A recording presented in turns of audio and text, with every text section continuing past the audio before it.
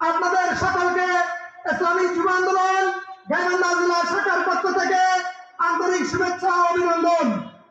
প্রিয় সহযোদ্ধা বিন্দু, আমরা জানি আজকের এই গণসমাবেশের দাবি দফাগুলো কি। আমরা জানি প্রয়োজনীয় রাষ্ট্র সংস্কার, গণহত্যার বিচার ও সংখ্যালঘু পদ্ধতি, পদ্ধতিতে জাতীয় নির্বাচন ও ইসলাম দেশ রাষ্ট্রের সকল চক্রান্তের প্রতিবাদে আজকের এই গণসমাবেশ। আপনাদেরকে বিশেষ করে ইসলামী আন্দোলনের কর্মী দায়িত্বশীল সকলকেই আপনাদেরকে অনুরোধ করতেছি, আপনারা যারা এখনো আমাদের এই পৌর পার্কের আশেপাশে, ইসলামী আন্দোলনের কর্মীরা কখনো ঝড় বৃষ্টিকে ভয় পায় না, জাতিকে একটি সুন্দর